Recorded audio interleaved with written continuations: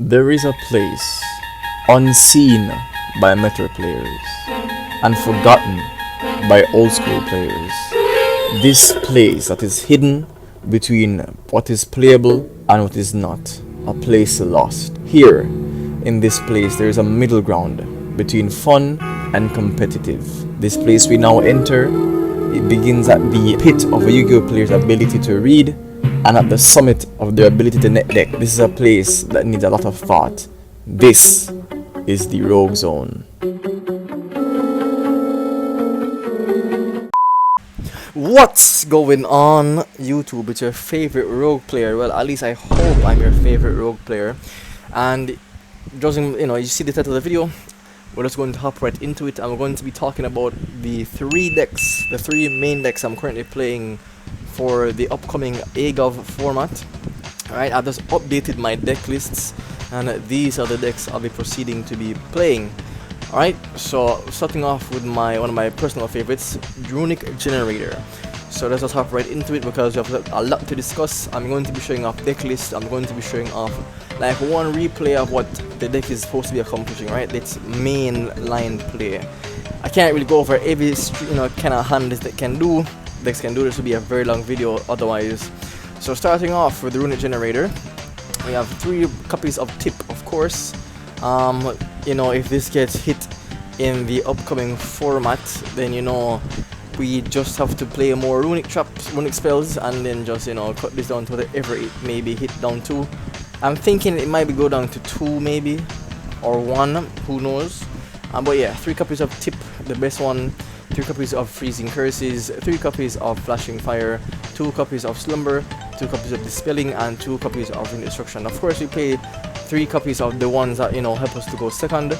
I don't really like Destruction all that much. There's only one trap deck running around as Labyrinth.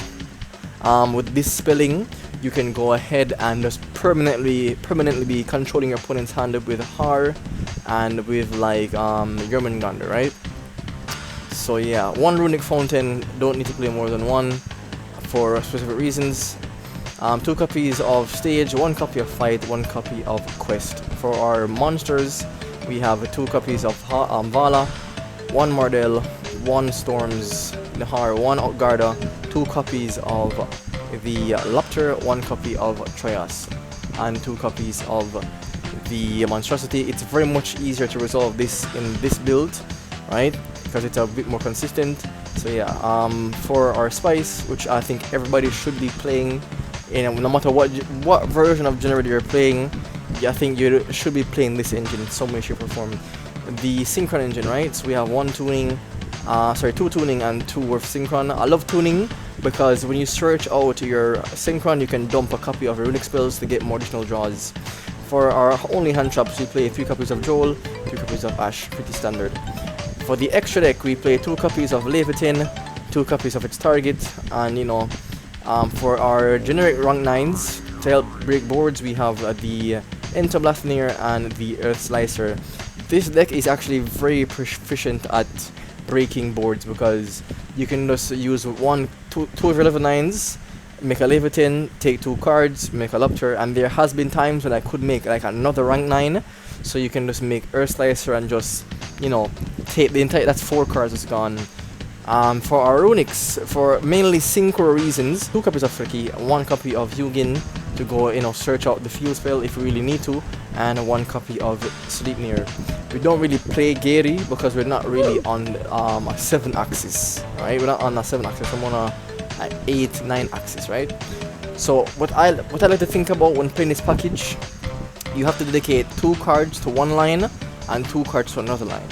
So I'm dedicating 2 cards to the Diabolantis, the Menacing Mantis line, which this allows you to go ahead and dump Mardell, reborn the Synchron, go into the Cloud Castle, reborn the Mardell, and make a Leviathan and have your field spell, right? And also I like to play this engine.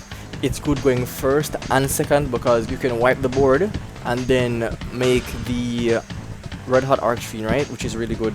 So that's 2 engines. Other engines you can consider, of course, is Ancient Friggy Dragon with the Crystal Wing package, or you can go for like Lava Val Salamander and Crystal Wing, because Lava Val Salamander says you can draw 2 cards, then discard 2 cards, including fire monsters, which you do play a lot of. So that's something you can keep in mind. Or only 10 being Burn the Fleur. A lot of times you have this on board, and you have like a dead Generator body. You want to convert it into something, or even this itself, you want to convert it maybe into a Baron. You can just go ahead and do so, right? Which is pretty cool. On to the next list. Right, so our second list, we have Ghoti Samurai, the updated version I'm currently playing. This is my most loved build. I actually, won something online with this build. So if you're noticing, I'm not playing the Gishki anymore. Sorry, Rose. I went to regionals, and the Gishki, whenever it went off, I won those duels, because the Gishki engine covers so much of your weaknesses. But so many times I'd be bricking on like hand traps, or bricking on like a Gishki ritual spell and some hand traps. They don't really do anything on their own, so I decided to go with an engine that does something and also plays into the Ghotis.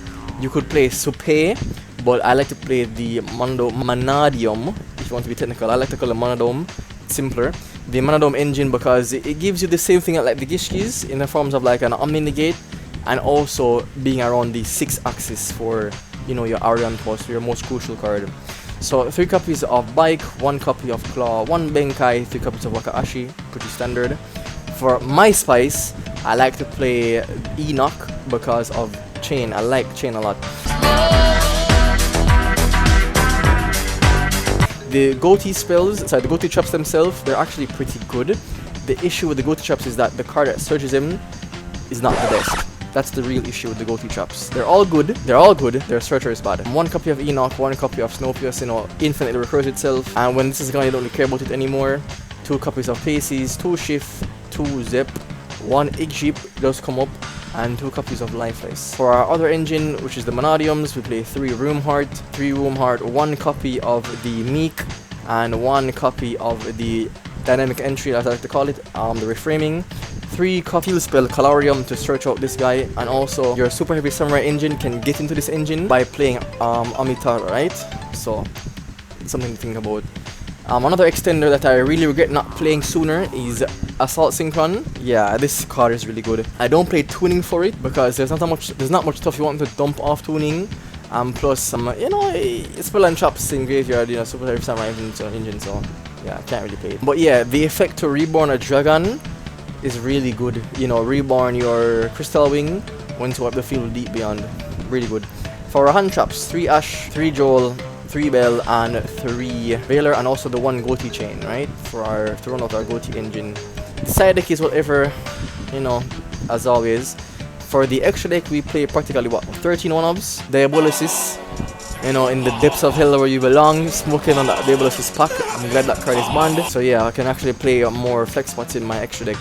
1 Deep Beyond, 1 Chenging, 1 Burn the Fleur, 1 Argerine, 1 Reverse Cracker Dragon. So sometimes if you want to go ahead and use your hand traps to make some plays, of course, like I showed before.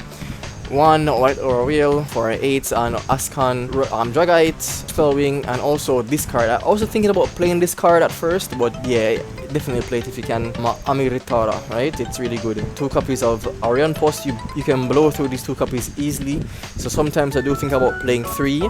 I really do hope in the future we get a way to recur our banished fish monsters. I really hope we do get something like that. Baryonic for going second. We can just go ahead, discard a card, bounce a card. Against trap decks, we can make Barkian using our Super Heavy Samurai engine. So like against trap decks, opening this engine like versus them is basically like an FTK. And 1 copy of Tri-Edge Master, because it draws a card, and also you need it for the Amritara, right? So yeah, love this deck. It's very consistent. I just love this deck, man. Can't wait for that support card. On to the final list, right? And for our final list, we have Ogdoadic. So Ogdoadic is something I'm always tinkering with, always playing with, because it's one of those decks. Reptile is one of my favorite types, and I really want this deck to be good.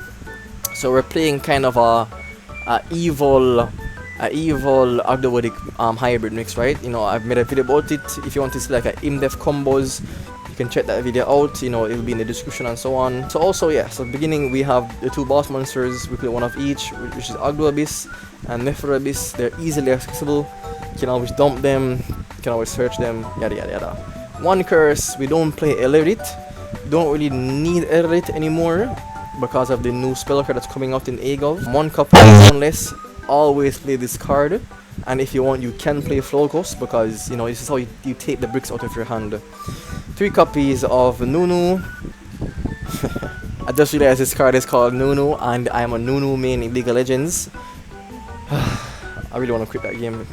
3 copies of Nihil, right? They both share the same effect to dump light and dark, you know, reptiles respectively. So yeah, for honorary reptiles, we play 1 Reptilian Kotal, it's a free extender. 1 copy of Sword Serpent, also a free extender. 2 copies of Lily, very good card. Easily switchable by the effect of Nihil. 2 copies of Ogdoadic Dawn of Creation. This card is so good, man. This card alone allows you to play through almost anything. Nibiru, Ash, this card allows you to play through a lot of things. Like, it's crazy. I even showed it in my old replay that a guy nibbed me, and I still made full board and OTK'd and won the game. 3 copies of the best card for reptiles were printed. This card is what's practically, you know, gatekeeping reptiles in general. Snake Rain, you know, discard 1 card, send it for reptiles, easy win. 1 copy of Pollutant Virus, which, you know, we search with the link 3. And for our spice, well, for my spice that I'm playing in my version, is the Evil Zor package. This package is very versatile in a way where it allows you to start playing the game, as in start your engine, because any way to get access to Naya is a way to go ahead and actually win, you know, get your plays going. As long as you've access to Naya, you're in a good spot. I call it Nail because Nail is its OCG name. So yeah, 2 copies of Ilvosaur Leos, you need the 2 for the combo. 2 copies of Folis, because opening it is not that bad either.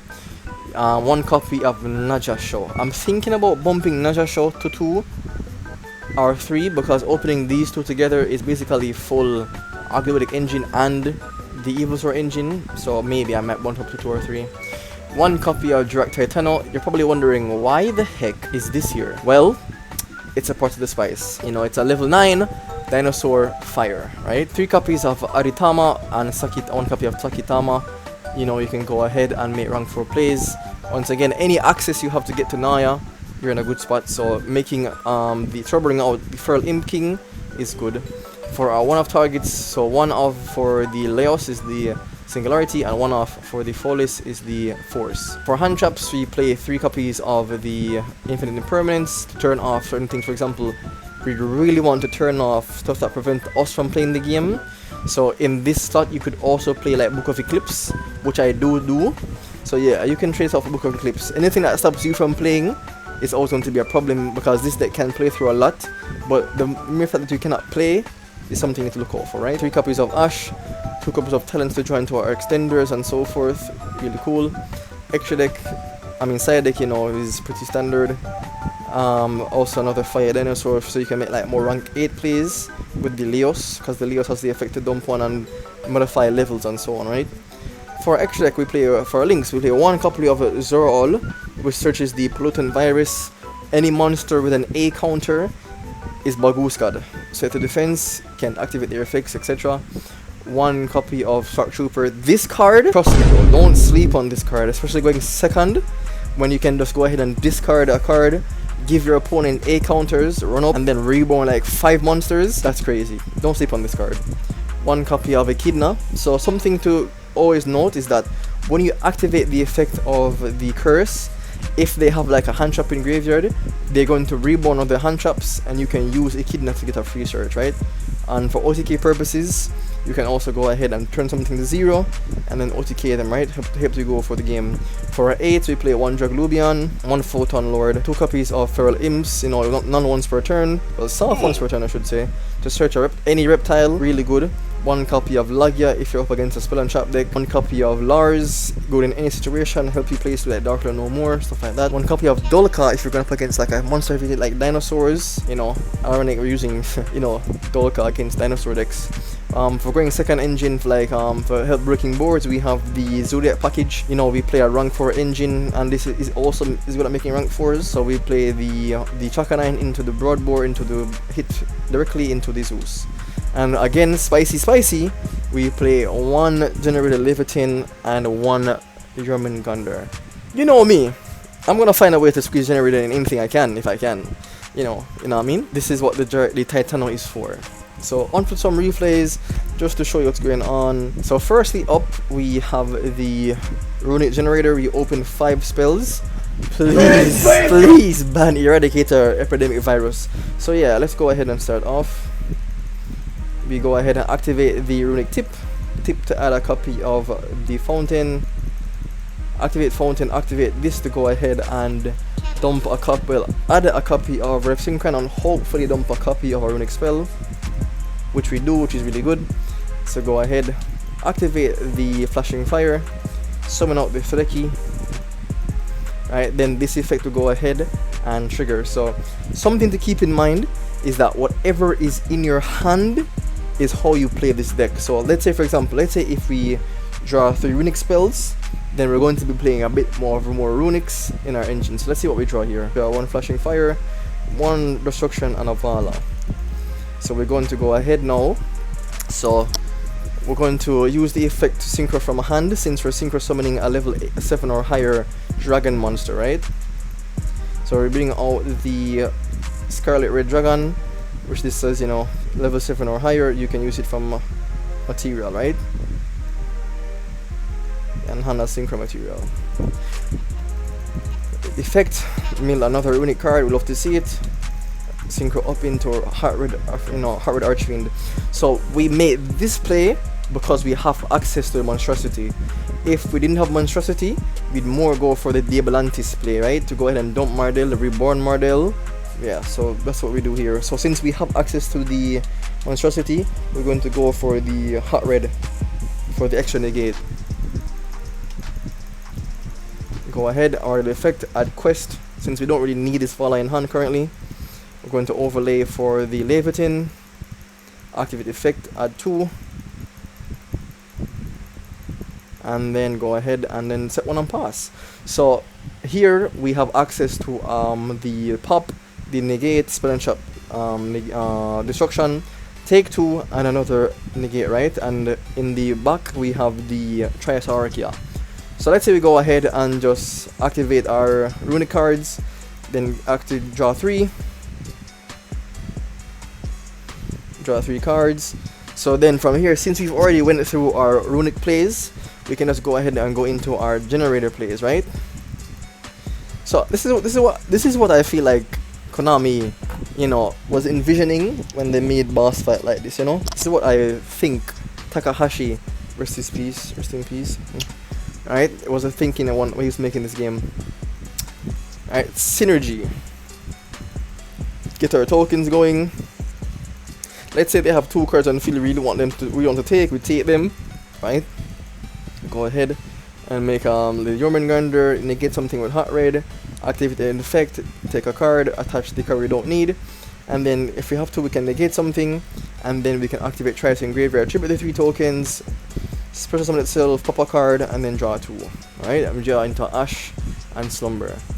So yeah, that's pretty much what the deck is trying to accomplish. It's really consistent, it has a lot of interruptions, a lot of layers of play, you know, to go ahead and big certain like board breakers, stuff like that, right?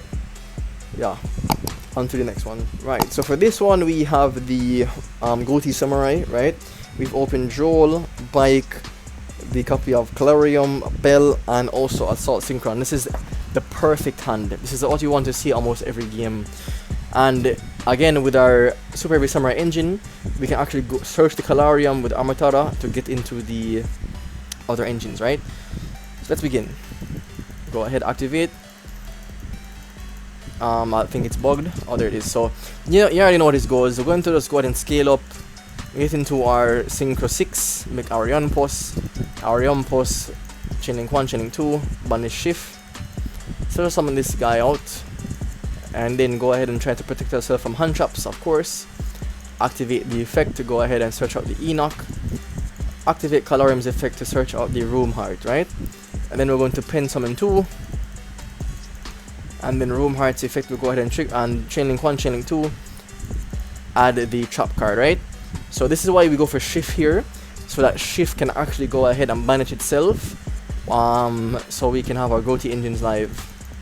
So we're going to synchro those off into a copy of Tri-Age Master, get a free draw, and then we're going to go ahead and banish the shift from the graveyard, targeting this, and then we're going to go ahead and banish this to go ahead and search out the chain. Alright, so now we have a level 6 body for our Ghoti plays, which is very important. And also we have a copy of, we got a search from that, on which we search into another, we draw into another hand trap, which is really good.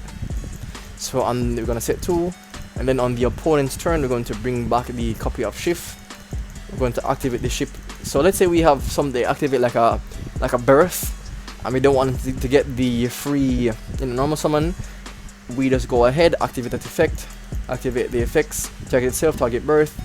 So the thing about Ascon is that it says here you can go ahead and banish them. It has the them clause. So since it has the them clause, it doesn't have to banish both to resolve its effect. If it said banish those targets, then it would have to go ahead and banish both. But because of that, we can go ahead and cheese out some effects. So banish that, special summon the Paces, and then effect reborn itself by banishing the shift, right? So the thing about the Ghoti cards is that people forget that it says as long as they were special summon this turn, they can go ahead and use their effect to quick synchro. So if we have 2 negates here, another omni negate, and then if they're still playing somehow, we can just wipe the board with the Deep Beyond. Also keep in mind that what makes this good is that, let's say that they want to beat over our only tuner, we can go ahead and use Colorium's effect to go ahead and reborn it, so it's protected by the Colorium. So yeah, we'll go ahead and wipe the board, and then Assault Synchron's effect triggers to go ahead and reborn, and then all our cards come back to the field. Draw 1, yeah, and that's without even using our hand traps in hand. So yeah, I love this. This deck is crazy, man. This deck is crazy. I love it. Very consistent. A lot of interruptions and so forth. A lot of layers of interaction, because even if they dark ruler you, you have the this to negate it, or the chain to play through it, basically. And again, we had 3 hand traps we didn't use.